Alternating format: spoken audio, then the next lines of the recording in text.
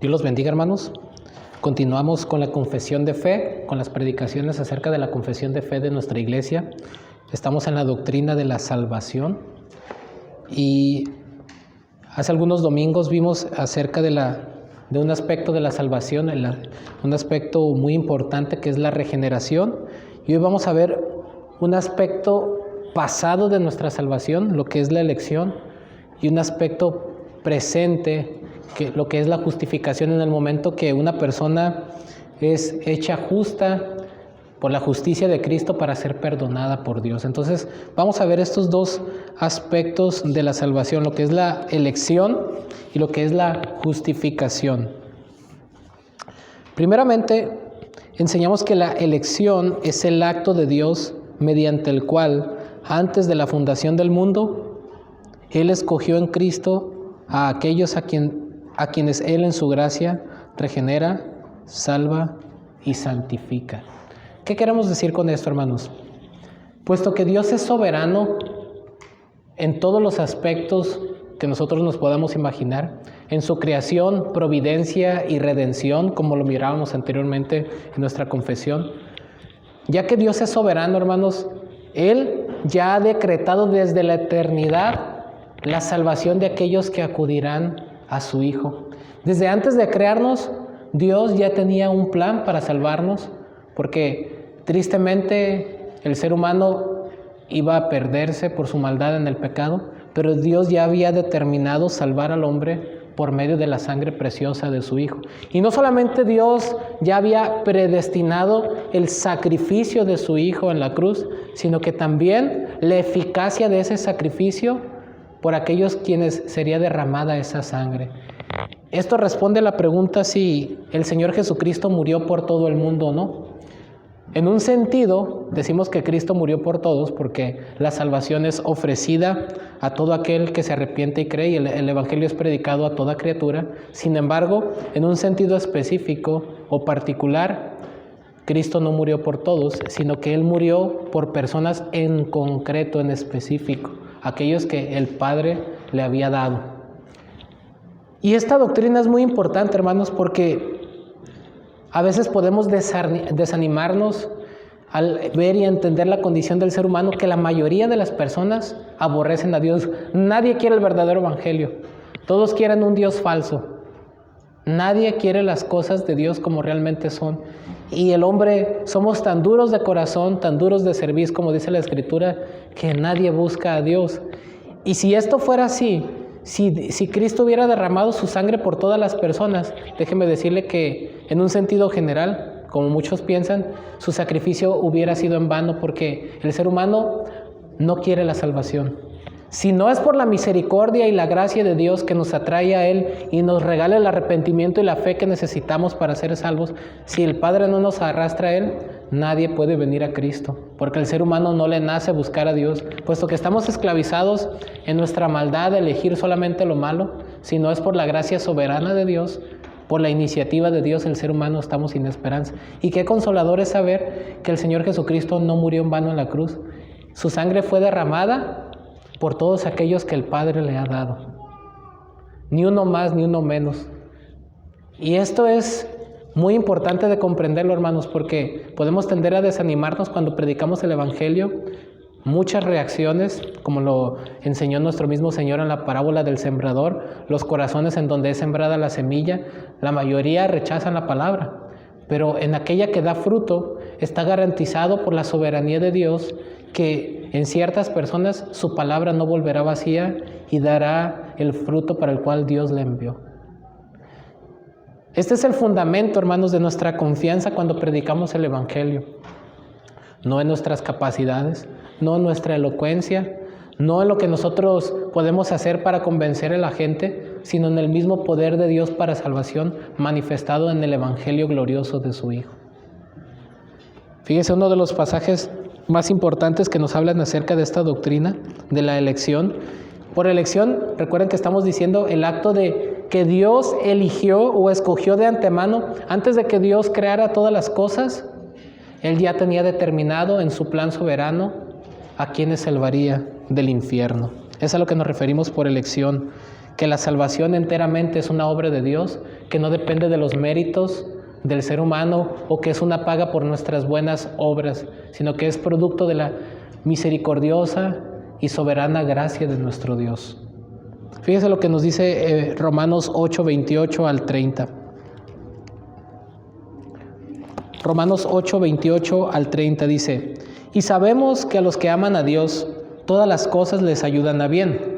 Esto es, a los que conforme a su propósito son llamados.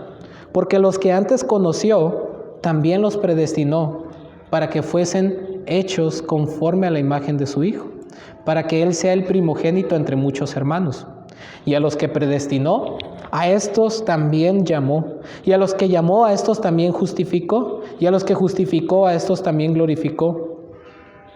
Fíjese el orden aquí. El versículo 28 nos habla de la soberanía de Dios, de la providencia de Dios en la salvación. Cuando Dios ha elegido a alguien desde la eternidad, Dios orquesta todas las cosas para que esa persona en algún momento llegue a ser salva, para que en algún momento le sea predicado el Evangelio y esa persona pueda responder con arrepentimiento y fe. En ese sentido, todas las cosas les ayudan a bien, a los que conforme a su propósito son llamados. ¿Cuál es el propósito aquí? El propósito es conformarlos a la imagen de su Hijo, para alabanza de la gloria de su gracia. A veces usamos este versículo positivamente cuando alguien tiene problemas y le decimos: no te preocupes, y si tuviste un fracaso después te va a ir bien porque todas las cosas ayudan a bien.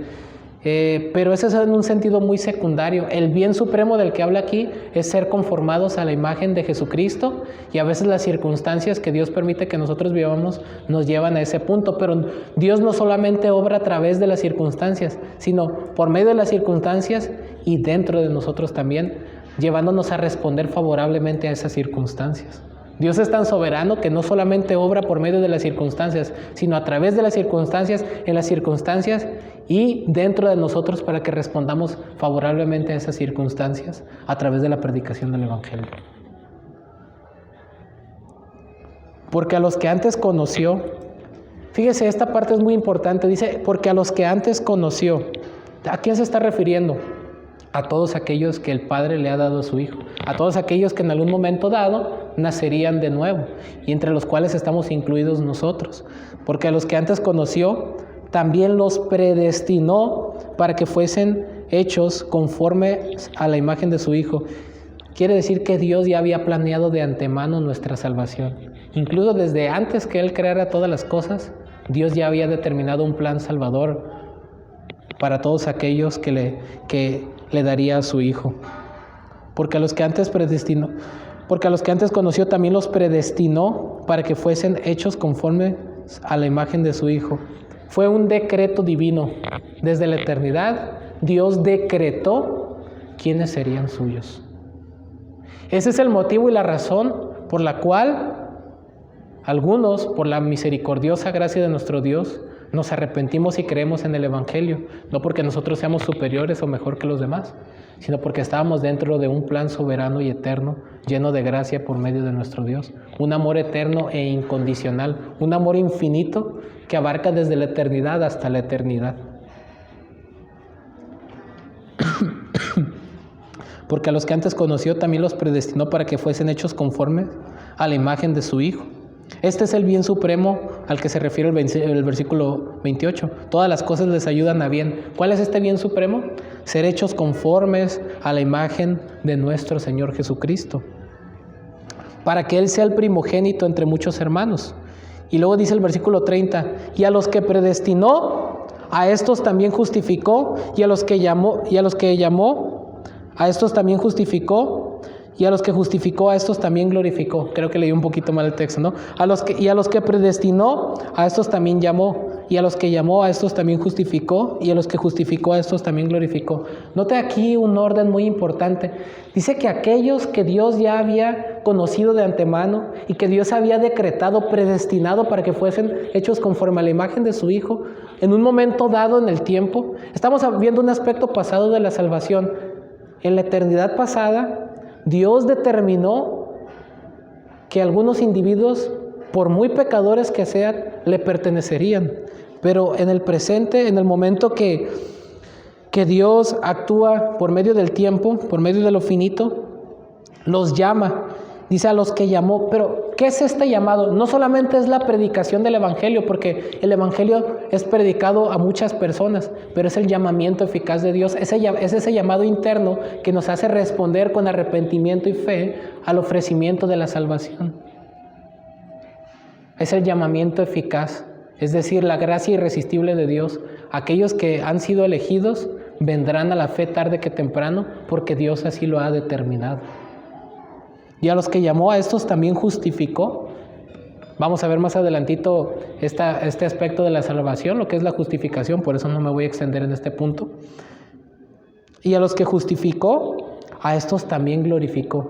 La glorificación es un aspecto futuro de nuestra salvación, cuando nuestros cuerpos sean transformados a la semejanza de la gloria de nuestro Señor Jesucristo y estemos morando con Él. Y si es un aspecto futuro, ¿por qué este verbo está en pasado? Bueno, porque Dios está asegurando y está dando por hecho nuestra salvación por completo. Es una garantía que aquellos que el Padre ha elegido vendrán a la fe, nacerán de nuevo, se arrepentirán de sus pecados, serán santificados, serán transformados a la imagen de su Hijo y finalmente serán glorificados. No hay una duda para esto. Por eso es que creemos en la seguridad de la salvación. El mismo texto lo está diciendo, que aquellos que justificó, a estos también glorificó. No está diciendo glorificará, o posiblemente si se portan bien y guardan su salvación, a lo mejor Dios los glorifica. Dios está asegurando tanto el medio como la salvación. Y el Espíritu Santo preservará a todos aquellos que han nacido de nuevo para que perseveren hasta el final y así puedan llegar a la imagen de Jesucristo y ser glorificados. Es una garantía. Fíjese hasta dónde nos lleva el entender esta doctrina. El hecho de que Dios nos haya elegido para salvación garantiza nuestra salvación de inicio a fin. Si no fuera por esa elección soberana de Dios, estuviéramos totalmente desprovistos de toda esperanza.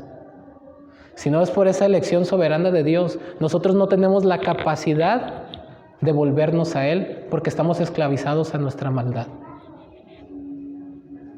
¿Qué tanto tuvo que amar Dios al ser humano para elegirlo incondicionalmente? Porque ahorita vamos a ver más adelante que este aspecto de la soberanía de Dios en la salvación no elimina o no quita la responsabilidad moral del hombre. Ahorita vamos a ver eso. Sino que a pesar de esa maldad del ser humano, donde abundó el pecado, sobreabundó la gracia de Dios. Y ahorita vamos a ver en qué aspecto. No que Dios salve a alguien para que siga pecando a gusto, sino que Dios salva a alguien porque lo transforma para que sea hecho a la imagen de su Hijo.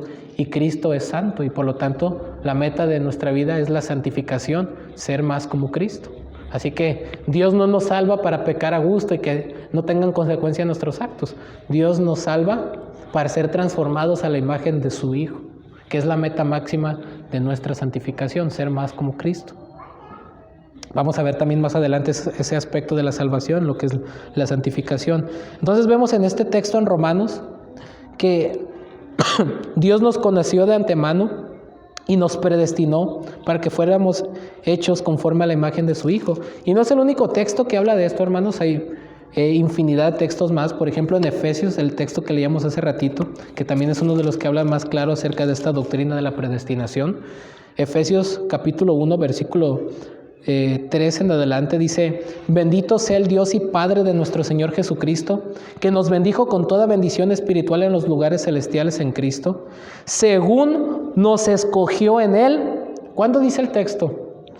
Antes de la fundación del mundo, para que fuésemos santos y sin mancha delante de Él. Versículo 5, en amor, habiéndonos predestinado para ser adoptados hijos suyos por medio de Jesucristo, según el puro afecto de su voluntad.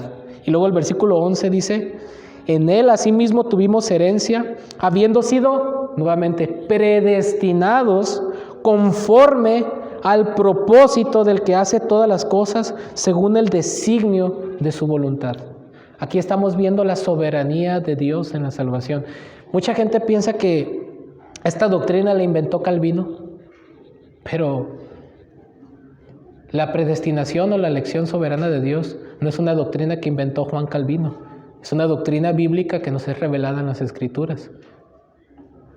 Y que en ese sentido nos llamen calvinistas porque creemos en esta doctrina, bueno, a mí no me molesta que me llamen calvinista, pero el punto es que no es que porque nosotros seamos seguidores de Calvino o que él haya inventado esta doctrina, sino porque las Escrituras mismas afirman esta verdad, que la salvación es una obra soberana de Dios, es una elección soberana de Dios, que es la iniciativa de Dios para salvar al hombre. No es que el hombre escoja a Dios, sino que Dios escoge al hombre para salvarlo. Así que, en ese sentido, si nos quieren llamar calvinistas o bíblicos o que creemos en las doctrinas de la gracia o como nos quieran llamar, pero el punto es este, que la Escritura declara que hemos sido elegidos por Dios. Y no porque nosotros seamos especiales, no porque nosotros seamos mejores que los demás, sino porque en el amor infinito de Dios, Él quiso tener misericordia de quien Él quiso tener misericordia y quiso ser clemente para con quien Él quiso ser clemente por su pura gracia. Porque Dios es soberano en todos los aspectos.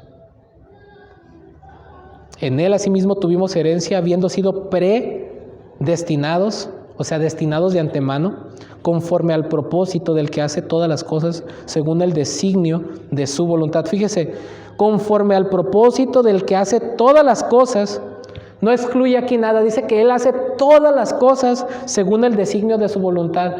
No es que Dios tenga un plan B, o que a Dios se le haya escapado del control algo y ya planee otra cosa como nosotros, no. Él hace todas las cosas según el designio de su voluntad, y dentro de esa voluntad y de ese designio ya estaba decretada nuestra salvación.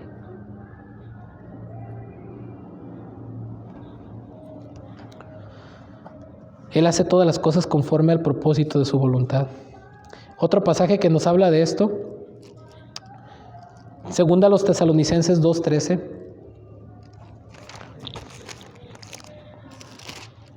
Segunda a los Tesalonicenses 2:13 dice: pero nosotros debemos dar siempre gracias a Dios respecto a vosotros, hermanos amados por el Señor, de que Dios os haya escogido desde el principio para salvación, mediante la santificación por el Espíritu y la fe en la verdad. Noten cómo Pablo dice, ¿por qué debemos de dar gracias? Pero nosotros debemos dar siempre gracias a Dios respecto a ustedes, hermanos amados por el Señor, de que ustedes tomaron una decisión por Cristo cuando pasaron al frente. Así dice. Pablo está diciendo que damos gracias a Dios. Hoy, ¿cuánto le doy gracias a Dios? Porque ustedes decidieron ser salvos. ¿Así dice Pablo? No. Dice de que Dios os haya escogido desde el principio para salvación. Ese es el punto principal de nuestra acción de gracias y de nuestra adoración. El hecho de que Dios nos haya elegido a nosotros y no nosotros a Él. Por eso cantamos, oh gracia admirable.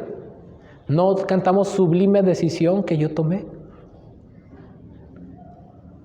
Alabamos a ese Dios soberano que nos escogió desde antes de la fundación del mundo. Primera de Pedro 1:1 y 2. Note este texto. Pedro, apóstol de Jesucristo, a los expatriados de la dispersión en el Ponto, Galacia, Capadocia, Asia y Bitinia. Versículo 2. Elegidos según, note porque esta palabra a veces pasa por desapercibido, según la presciencia de Dios. No dice presencia, dice presciencia, que significa conocimiento previo o ver de antemano. Según la presciencia de Dios Padre en santificación del Espíritu, para obedecer y ser rociados con la sangre de Jesucristo, gracia y paz os sean multiplicadas.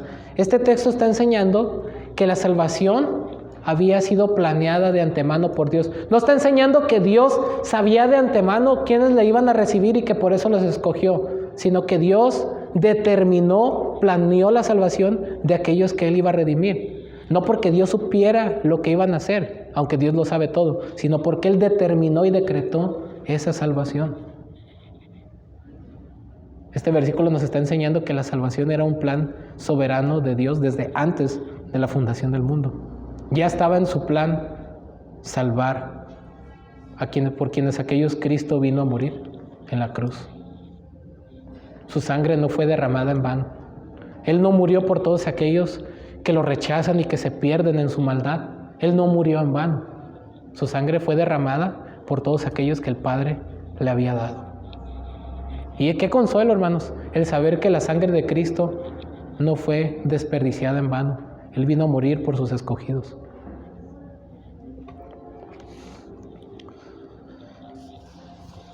Enseñamos también que la elección soberana no contradice o niega la responsabilidad del hombre de arrepentirse y confiar en Cristo como Salvador y Señor.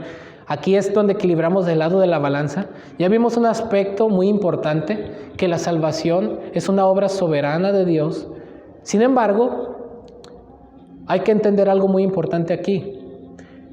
Muchos quieren tomar de pretexto de que como Dios es soberano en la salvación, entonces los que se vayan al infierno y no se arrepientan de sus pecados, estoy aquí por la culpa de Dios porque Él no me escogió y Dios me hizo malo. Les voy a poner un ejemplo. En una ocasión platicaba con una persona que nos pedía dinero y él pedía dinero para tomar. Entonces, pues obviamente le negamos esa petición y en cambio le ofrecimos comida. Y él muy tranquilo dijo, no, si yo tengo para comida, lo que quiero es para tomar. Y le dije, no te puedo dar eso, pero podemos orar por ti para que Dios te ayude. Y dijo, no, gracias, es que Dios así me hizo borracho y pues por eso soy borracho. Le estaba echando la culpa a Dios, ¿no? Y muchas veces muchas personas pueden pensar así, tristemente, ¿no? De que quieren echarle la culpa a Dios de su pecado o de su maldad.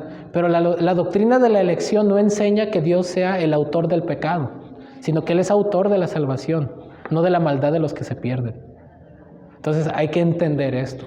Y vamos a ver esto, que la elección soberana no contradice o niega la responsabilidad del hombre de arrepentirse y confiar en Cristo como Salvador y Señor. Por ejemplo, hay textos de la Escritura que nos hablan de un aspecto de la voluntad de Dios, de deseo.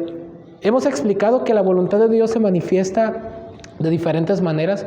Está el aspecto de la voluntad de decreto de Dios o decretiva, lo que Él ha determinado desde antes de la fundación del mundo. Eso es inalterable, eso nadie lo puede alterar ni cambiar y eso nadie lo puede resistir. Mi consejo permanecerá y haré lo que quiero, dice en Isaías. En ese sentido, hay un aspecto de la voluntad de Dios que es inmutable, que nadie puede resistir. Pero hay otro aspecto de la voluntad de Dios que el ser humano podemos resistir, la voluntad de preceptos de Dios, sus mandamientos. Al desobedecerlos, resistimos ese aspecto de la voluntad de Dios. Y hay otro aspecto de las Escrituras que nos hablan de la voluntad de deseo de Dios, su actitud hacia el pecador. Esto no tiene nada que ver con su voluntad decretiva. Y ahí en este aspecto de la voluntad de deseo del Señor, Él desea que todos los hombres sean salvos. Aunque Él ya ha determinado a quién va a salvar, hay un aspecto de la voluntad de Dios donde Él no es indiferente con los que se pierden. No es un ser cruel que está ahí, ja, ja, ja, cómo me gozo, qué bueno, mira, te voy a mandar al infierno para que se te quite. Dios no es así, no es cruel, no es un dictador cruel.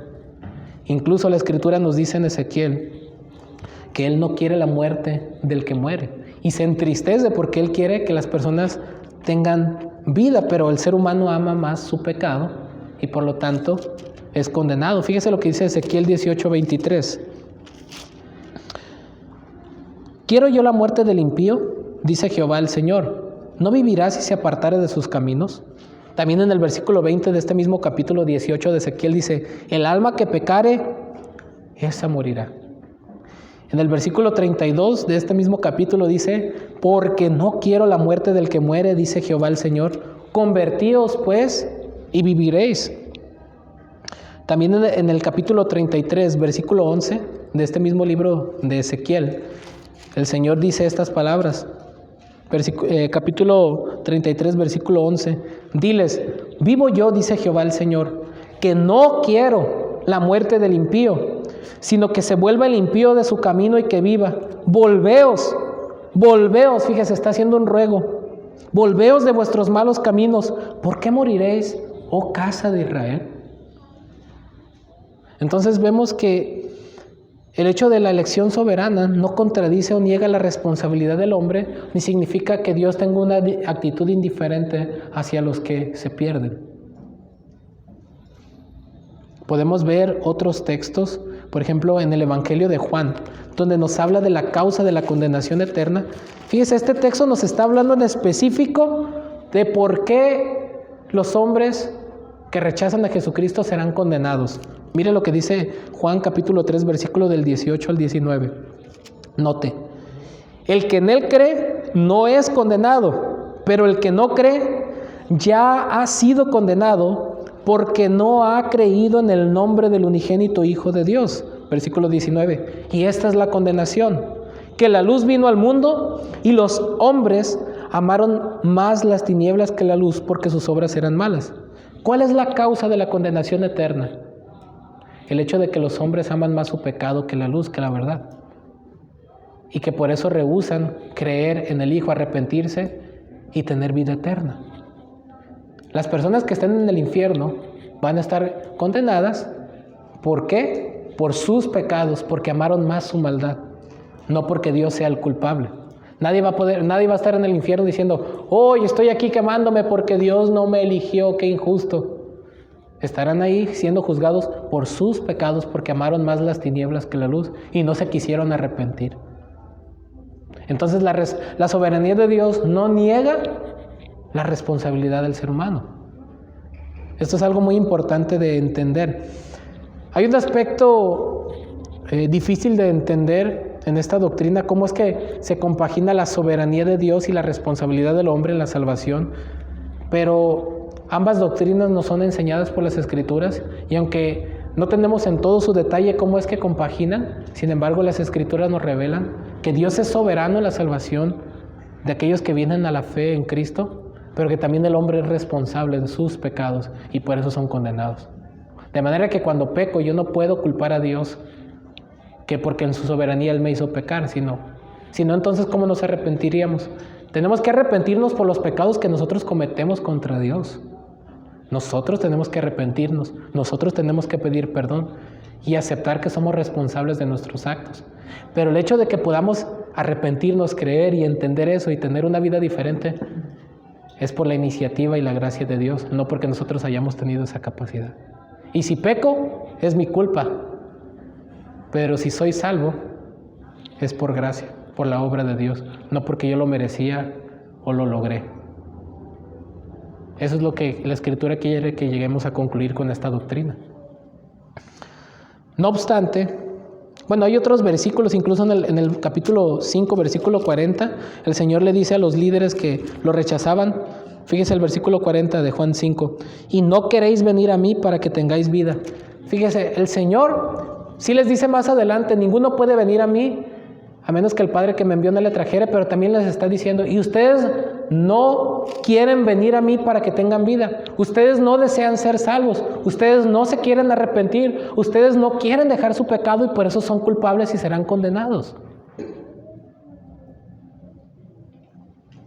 Y hay muchos otros versículos que nos hablan de esto, incluso la invitación que el Señor hace en Apocalipsis 22, 17, es una invitación, fíjese, donde no anula la responsabilidad del ser humano de arrepentirse y creer. Fíjese, Apocalipsis 22, 17 dice, y el Espíritu y la esposa dicen ven, y el que oye diga ven, y el que tiene sed venga, y el que quiera tome del agua de la vida gratuitamente. Es una invitación. Dice, y al que quiera tome del agua de la vida gratuitamente. Ahora, ¿quién es el que va a querer? Obviamente aquel que ha sido escogido por Dios. Sin embargo, eso no anula la responsabilidad del ser humano.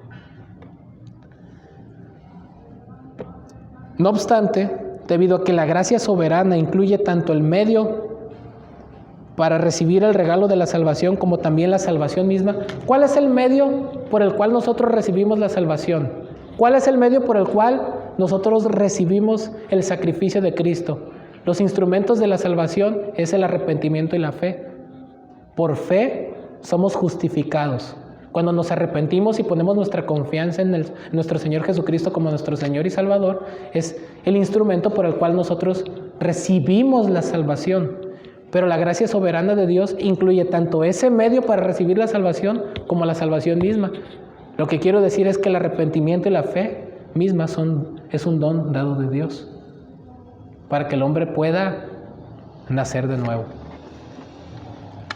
No es algo que pueda ser alcanzado por medio de nuestra naturaleza pecaminosa, por medio de nuestro intelecto o capacidades carnales. es una obra del Espíritu Santo. La elección soberana resultará en lo que Dios determina. Todos aquellos a quienes el Padre llama a sí mismo vendrán con fe, y todos los que vienen con fe, el Padre los recibirá. Fíjese lo que dice Juan 6, 37 al 40, hablándole precisamente a los líderes.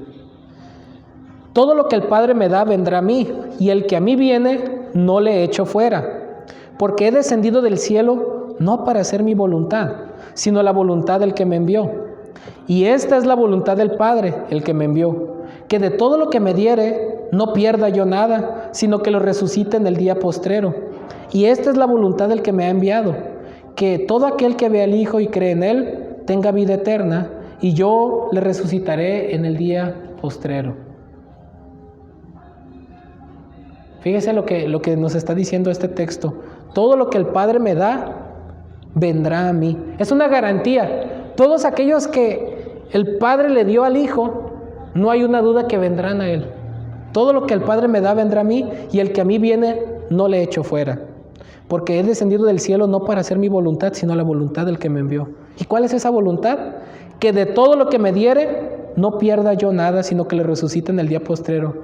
Él está asegurando la salvación de sus escogidos. Está diciendo que todos aquellos que el Padre le dio, Él es imposible que Él los pueda perder, porque esa es su misión. A eso vino a morir por aquellos que el Padre le había dado. Y al no ser salvos esos por los cuales el Padre le ha dado, entonces fracasaría su misión. Por lo tanto, Él está comprometido en la salvación de estos que el Padre le ha dado. ¿Y quiénes son estos que el Padre le ha dado?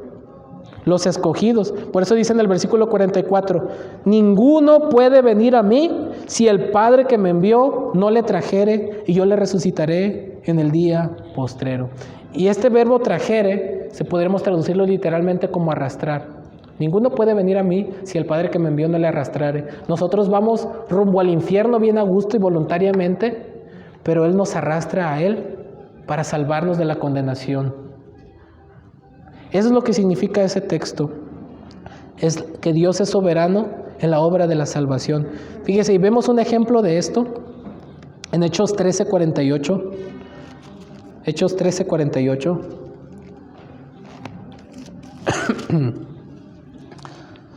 Hechos 13:48, que dice, los gentiles oyendo esto, se regocijaban y glorificaban la palabra del Señor, y creyeron todos los que estaban ordenados para vida eterna.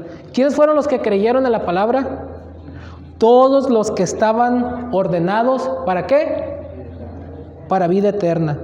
Creyeron todos los que estaban ordenados para vida eterna. Y en el capítulo 16 de este mismo libro de Hechos, nos habla de una mujer llamada Lidia, vendedora de púrpura, que también el Señor abrió su corazón para que estuviese atento a lo que Pablo decía. Dice que el Señor abrió su corazón para que estuviese atenta a lo que Pablo decía. Fíjese en el capítulo 16.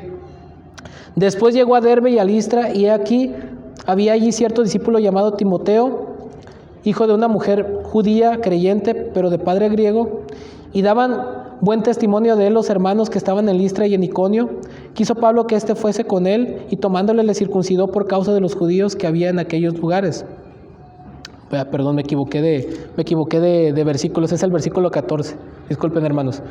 Hechos capítulo 16, versículo 14 dice, entonces una mujer llamada Lidia, vendedora de púrpura de la ciudad de Tiatira, que adoraba a Dios, estaba oyendo, y el Señor, fíjese, abrió el corazón de ella para que estuviese atenta a lo que Pablo decía. ¿Por qué estas personas pudieron creer? En base a esta elección soberana, en base a ese llamado eficaz que Dios hizo, puesto que Dios ya había determinado que esas personas iban a ser de Él, son los que el Padre le había dado a Cristo, por lo tanto vinieron a la fe. Entonces esta elección soberana incluye tanto el medio para recibir la salvación, que es el arrepentimiento y la fe, como la salvación misma. Todo es por la obra soberana de Dios. Enseñamos que el favor inmerecido de Dios que concede a pecadores totalmente depravados no está relacionado a ninguna cosa buena o iniciativa que Dios pudo ver en ellos, ni a que Dios sepa lo que puedan hacer de su propia voluntad, sino que es absolutamente a partir de su gracia y misericordia, sin relación alguna con cualquier otra cosa fuera de Él. Nuevamente, volvemos al mismo punto. ¿Por qué somos salvos? Bueno, podríamos decir, porque me arrepentí y creía en Cristo. Sí, en parte es verdad. Pero ¿cuál es la causa de que por qué nos pudimos arrepentir y creer en Cristo? En base a esa elección soberana. Fíjese lo que dice Tito 3, 4 y 7. Fíjese lo que dice Tito 3, 4 y 7. 4 al 7, perdón. Dice: pero cuando se manifestó la bondad de Dios nuestro Salvador y su amor para con los hombres, nos salvó no por obras de justicia que nosotros hubiéramos hecho, sino por su misericordia, por el lavamiento de la regeneración y por la renovación en el Espíritu Santo, el cual derramó en nosotros abundantemente por Jesucristo nuestro Salvador, para que justificados por su gracia viniésemos a ser herederos conforme a la esperanza de la vida eterna. Fíjese lo que dice este texto. Cuando se manifestó esa bondad de Dios nuestro Salvador y su amor para con los hombres, dice, nos salvó porque nos portamos bien y ganamos la salvación. ¿Así dice el texto? No. Nos salvó no por obras de justicia que nosotros hubiéramos hecho, sino por su misericordia. Porque Él nos escogió. Es por eso que nosotros pudimos venir en arrepentimiento y fe a Cristo para ser salvos. Fue una elección soberana. Él quiso tener misericordia de nosotros por su misericordia. Enseñamos que la elección no puede ser vista como si estuviera basada meramente en la soberanía incomprensible. Dios es verdaderamente soberano, pero Él ejercita esta soberanía en armonía con sus otros atributos, en particular su omnisciencia, justicia, santidad, sabiduría, gracia y amor. Esta soberanía siempre exaltará la voluntad de Dios de una manera que es totalmente consecuente con su persona, como se revela en la vida de nuestro Señor Jesucristo. Fíjese lo que dice Romanos 9 del 11 al 16.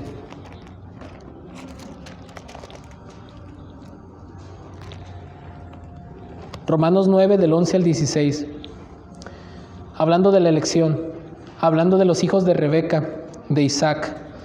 Pues aún no habían nacido, ni habían hecho ni bien ni mal, para que el propósito de Dios, conforme a la elección, permaneciese, no por las obras, sino por el que llama. Se le dijo, el mayor servirá al menor, como está escrito, a Jacob amé, mas a Esaú aborrecí. ¿Qué pues diremos? ¿Que hay injusticia en Dios? En ninguna manera. Pues a Moisés dice, tendré misericordia del que yo tenga misericordia y me compadeceré del que yo me compadezca. Así que no depende del que quiere ni del que corre, sino de Dios que tiene misericordia. Porque la Escritura dice a Faraón, para esto mismo te he levantado, para mostrar en ti mi poder y para que mi nombre sea anunciado por toda la tierra. De manera que de quien quiere tiene misericordia y al que quiere endurecer, endurece. Versículo 19. Pero me dirás, ¿por qué pues sin culpa? Porque ¿quién ha resistido a su voluntad? Mas antes, oh hombre, ¿quién eres tú para que alterques con Dios? Dirá el vaso de barro al que lo formó, ¿por qué me has hecho así? ¿O no tiene potestad el alfarero sobre el barro para hacer de la misma masa un vaso para honra y otro para deshonra? ¿Y qué si Dios, queriendo mostrar su ira y hacer notorio su poder, soportó con mucha paciencia los vasos de ira preparados para destrucción, y para hacer notorias las riquezas de su gloria, las mostró para con los vasos de misericordia que Él preparó de antemano para gloria, a los cuales también ha llamado, esto es, a nosotros, no solo de los judíos, sino también de los gentiles? Yo creo que este texto es demasiado claro, ¿no?, acerca de esta doctrina, que la salvación es una obra de Dios, que es basada solamente en su gracia soberana. Y note algo muy interesante que dice aquí, y que si Dios, queriendo mostrar su ira y hacer notorio su poder, soportó con mucha paciencia los vasos de ira preparados para destrucción, note cómo dice soportó con mucha paciencia, es decir, está siendo responsable a aquellos que se pierden.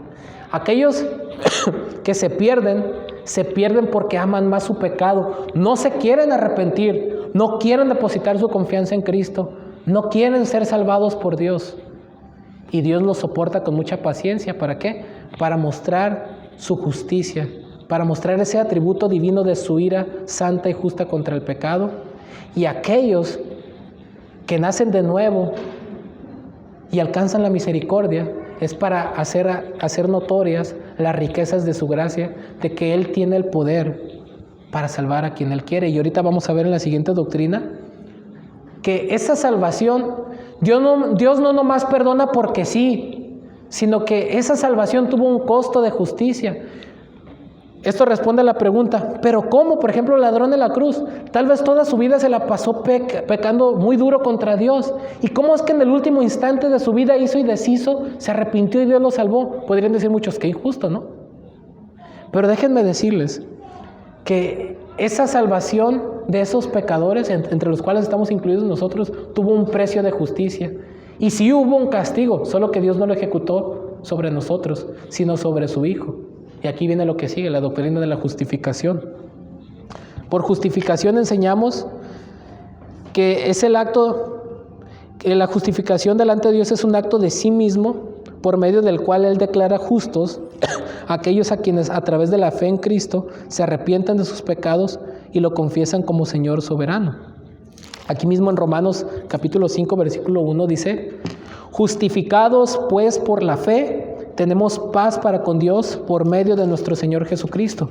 Y el capítulo 8, versículo 33 dice, ¿quién acusará a los escogidos de Dios?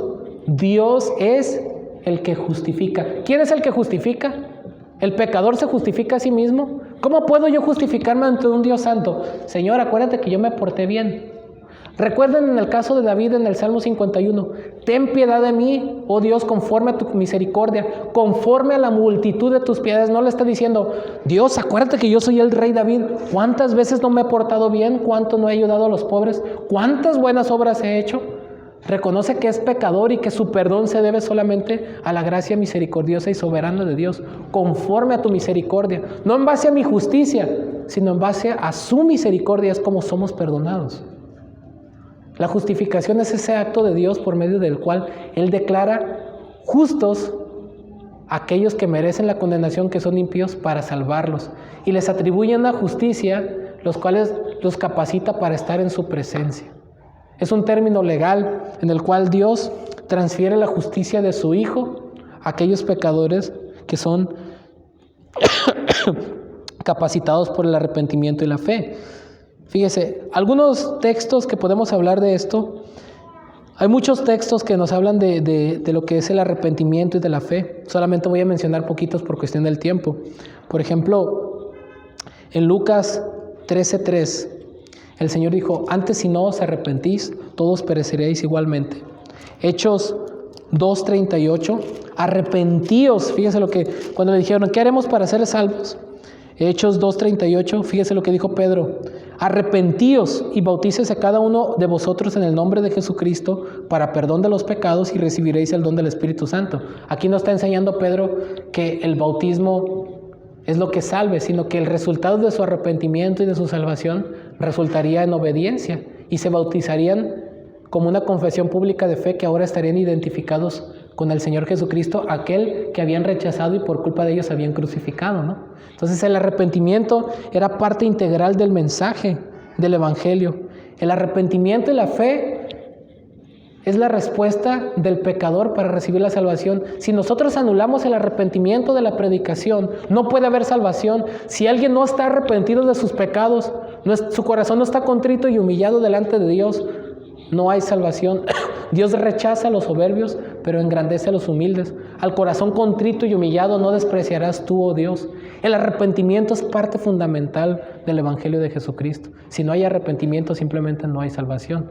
Y otro aspecto de eso es acerca del señorío de Cristo. Se arrepientan de sus pecados, ponen su fe en Él y lo confiesan como Señor soberano. Note lo que dice Romanos 10:9. Un versículo bastante conocido y citado, pero muy mal interpretado. Fíjese lo que dice Romanos 10:9. Que si confesares con tu boca que Jesús es el Señor y creyeres en tu corazón que Dios le levantó de los muertos, serás salvo. Ahí está. Ahí dice que tenemos que pasar al frente a hacer una oración. No. Esperen. ¿Qué está diciendo el texto aquí? ¿Cuál es la interpretación acerca de este texto? No podemos interpretar este texto a la luz de una práctica que tiene apenas poco más de 100 años que se lleva a cabo, siendo de que anteriormente la iglesia no practicaba este tipo de ritualismo. La gente no se salva por pasar al frente a hacer una oración. Eso no significa el texto. ¿Qué es confesar a Jesús como Señor? Una de las cosas principales cuando una persona regenerada, transformada por el Espíritu Santo, se arrepiente de sus pecados y cree en el Señor, es que confiesa a Jesús como Señor desde que inicia su salvación hasta el resto de su vida. Es decir, que en toda circunstancia va a declarar el señorío de Cristo sobre su vida. Es, por ejemplo, parecido a lo que el Señor Jesucristo dijo en Mateo 10:32. Fíjese, con eso vamos a entender un poquito más Romanos 10:9. Mateo 10:32, note lo que el Señor Jesucristo dijo. A cualquiera pues que me confiese delante de los hombres, yo también le confesaré delante de mi Padre que está en los cielos. Y el versículo 33, y a cualquiera que me niegue delante de los hombres, yo también le negaré delante de mi Padre que está en los cielos. Entonces, ¿qué es confesar a Jesús como Señor? No avergonzarte de Él. Es declarar que somos de Él pública y privadamente y someternos a su señorío. De hecho, es un fruto, es un resultado de la verdadera conversión.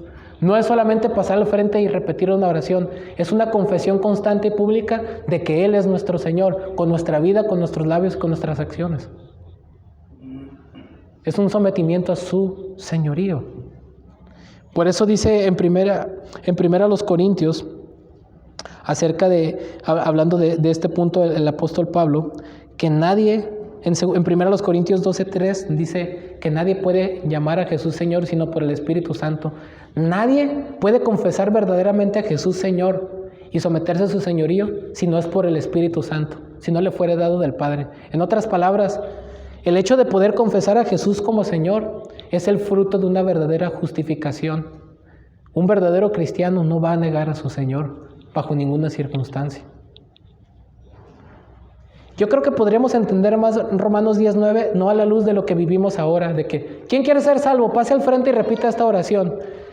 Imagínense que vinieran los romanos aquí y dijera, a ver, digan que César es el Señor, que Él es el Señor, el verdadero Dios, y si dicen que Jesús es su Señor, pues ya saben lo que les espera, la hoguera o ser quemados o ser puestos en el Coliseo por los leones. Ahí es donde entonces se vería. A ver, ahora sí pasen al frente aquí los que quieren ser salvos, nomás que ya saben lo que les va a pasar, ¿no? Yo creo que eso sería una evidencia auténtica, ¿no? No es como nosotros lo interpretamos ahora. No es credulismo fácil. No es una oración ritualista. No es una manipulación de emociones. Es una obra del Espíritu Santo que nos hace someternos al señorío de Cristo y confesarlo públicamente como Señor, empezando por el bautismo y a lo largo de nuestra vida, porque cuando nos bautizamos hacemos una confesión pública de nuestra fe, que hemos sido identificados con su muerte y con su resurrección. No porque el bautismo nos salve, sino como una evidencia, un resultado de nuestra salvación y una evidencia pública de esa obra que el Señor ha hecho internamente. Es un testimonio público y externo de lo que ha sucedido interna y secretamente en nosotros por medio del Espíritu Santo. Entonces, comenzamos a confesar a Jesús Señor desde nuestra conversión hasta nuestra vida. Así como el arrepentimiento tiene una fase inicial cuando nacemos de nuevo, el arrepentimiento va creciendo a lo largo de nuestra vida. Así confesamos a Jesús Señor desde que nos convertimos hasta que el Señor nos recoge. Es un sometimiento a su señorío por completo. No es simplemente pasar al frente a hacer una oración. ¿Fuiste sincero en hacer la oración? Sí. ¿Sentiste bonito? Sí. ¿Sentiste maripositas en el estómago? Sí. Ah, ya eres salvo. Ya tenemos un salvo aquí, pero si no has visto las evidencias de su salvación, ¿cómo podemos decir que alguien es salvo nomás porque pasó al frente a hacer una oración? ¿Cómo podemos engañar a alguien así? Porque la Escritura nos habla de que las evidencias de nuestra salvación deben ser claramente visibles. Y no es por una emoción momentánea, o por una oración, o porque un día yo venga a la iglesia. Es por una obra que el Espíritu Santo hace convenciéndome de mis pecados cuando yo de verdad me arrepiento y creo que Jesús murió y resucitó por mí, y en base a ello mi vida cambia drásticamente y dejo atrás mi vida pecaminosa y comienzo a caminar en obediencia a la palabra de Dios. Eso es la verdadera salvación. Ese es el verdadero fruto de la verdadera salvación. Ese es el verdadero fruto del sometimiento del señorío de Cristo. No la causa de que Él nos salve, pero sí la verdadera evidencia. Y es en ese sentido que aplica lo que Santiago dice, que la fe sin obras es muerta. No que las obras salven, sino que la verdadera salvación se va a manifestar en obras y frutos dignos de arrepentimiento. Entonces, cuando somos justificados, obviamente también está decretada nuestra santificación, que es un aspecto que vamos a ver más adelante de la salvación, pero ya hasta aquí nos alcanzó el tiempo. Esta justicia es independiente de cualquier virtud u obra del ser humano e involucra la imputación de nuestros pecados a Cristo y la imputación de la justicia de Cristo a nosotros. En otras palabras, Dios trata como culpable a nuestro Señor, siendo Él inocente sin mancha, satisface su justicia en Él para que por medio de la fe nosotros podamos obtener su perdón, su justicia. Segunda los Corintios 5:21 dice, al que no conoció pecado, por nosotros lo hizo pecado, para que nosotros fuésemos hechos justicia de Dios en Él. Y en Gálatas 3:13, porque aquí me parece un trabalengua cuando quiero decir Gálatas 3:13, dice que fue hecho por nosotros maldición, porque escrito está, maldito todo aquel que es colgado en un madero. Él cargó con nuestra maldición. El santo fue tratado como culpable para que los culpables podamos ser tratados como justos en base a la fe en Él. Cuando nosotros nos arrepentimos y nos apropiamos por la fe de su persona, de su sacrificio, de su obra, nosotros somos hechos justos ante Dios. Somos declarados justos y Dios nos otorga la vida eterna.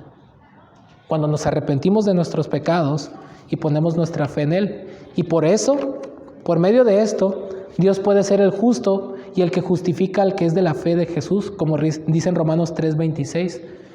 Aquí se resuelve este dilema. ¿Cómo un Dios santo puede perdonar, puede justificar a un impío? Bueno, Dios no puede pasar por alto el pecado, pero lo que Dios hizo es satisfacer su justicia y castigar ese pecado no en el pecador, sino en su Hijo, para que el pecador pueda ser perdonado. Y cuando nosotros nos arrepentimos y ponemos nuestra confianza en Él, es cuando somos justificados por la fe. De manera que Él puede ser el justo y el que justifica al que es de la fe de Jesús. Bueno, hasta aquí nos alcanzó el tiempo. Si Dios nos permite, más adelante veremos acerca de la santificación y de la seguridad y de la separación, si el Señor nos lo permite. Así que oramos para concluir. Padre amado, bendito y alabado seas por estas verdades gloriosas de tu palabra, que la salvación es una obra enteramente soberana tuya, que no tiene nada que ver con nuestros méritos. Tú nos amaste porque tú quisiste amarnos. Qué glorioso es saber que tú eres santo y justo y no pasaste por alto el pecado, sino que derramaste esa ira y satisfaciste esa justicia en tu precioso Hijo. Quedaste satisfecho en ese precioso sacrificio que hizo nuestro Señor, santo y sin pecado. Él cumplió la ley en nuestro lugar y ahora nosotros por la fe en Él hemos sido declarados justos ante ti y nos hemos podido arrepentir y creer porque tú nos escogiste desde antes de la fundación del mundo para alabanza de la gloria de tu gracia, para que entendamos y te podamos dar toda la gloria a ti por nuestra salvación, sabiendo que no fue por algo que nosotros hayamos hecho para salvarnos, sino por tu pura misericordia y por tu pura gracia en tu Hijo. Gracias, Señor, por esa gracia soberana. Ayúdanos a quedar cautivados por esta verdad. Ayúdanos a arrepentirnos de nuestros pecados y a comprometernos a vivir una vida de gratitud y fiel a ti. Y aquellos que aún están muertos en sus delitos y pecados, revive sus almas para que puedan confesar a Jesús como su Señor, para que puedan arrepentirse de sus pecados y poner su confianza en el Señor Jesucristo para salvación. Regenera, Señor, a más almas y santifícanos para ser hechos conformes a la imagen de tu Hijo, Señor. Que podamos vivir una vida que dé gloria y honra a estas verdades de tu gracia soberana en la salvación a través de tu Hijo. Ayúdanos, Señor, a vivir una vida de humildad y de gratitud por esta gloriosa verdad que nos has enseñado en tu palabra, que es por tu pura gracia. Todo esto te lo suplicamos y te damos gracias en el nombre de nuestro Señor Jesucristo. Amén. Dios les bendiga, hermanos.